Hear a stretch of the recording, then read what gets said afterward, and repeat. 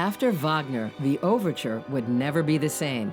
Discover 7 of the composer's game-changing curtain raisers. For better, and sometimes for worse, Richard Wagner had a theory for everything, including the overture.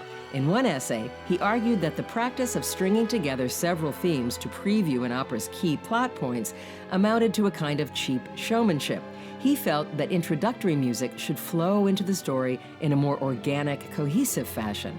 But in practice, this concept didn't take shape overnight.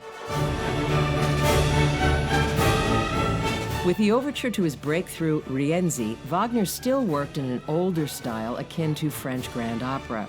He introduces the story about the rise and fall of a 14th century Roman tribune with an array of melodies, including Rienzi's exquisite fifth act prayer.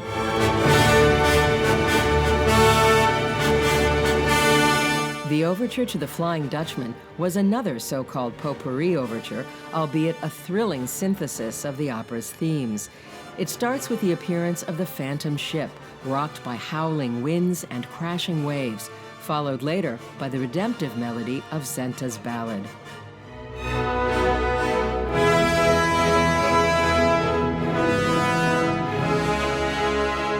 The Tannhäuser Overture sets up the tale of the dissatisfied medieval knight who leaves his respectable home life for the sensual pleasures of Venus.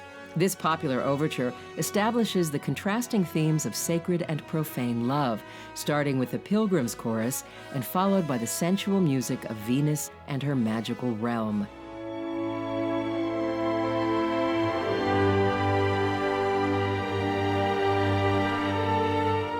Wagner's 6th opera, Lohengrin, marks a turning point. There's no overture, but rather a prelude, and instead of plunking out all the main themes, it's driven by a single poetic idea, a meditation on the Holy Grail.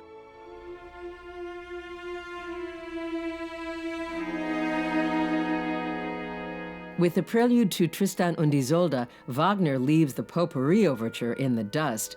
The shockingly original prelude is really a summary of the entire 5-hour opera. It's built on a perpetually unresolved Tristan chord, representing the hopeless and tragic love between the title characters. In concert, the prelude is usually coupled with an instrumental version of Isolde's delirious Liebestod, or love-death aria.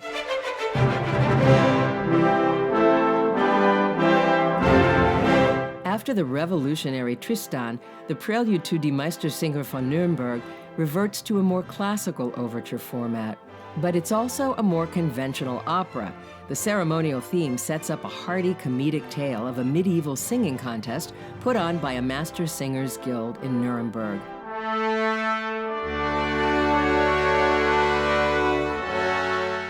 With Wagner's last opera, Parsifal, there's a ritual-like quality to the prelude.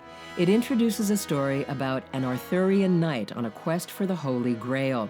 There are leitmotifs associated with abstract ideas like faith and suffering, and specific ones, including the Grail and the spear.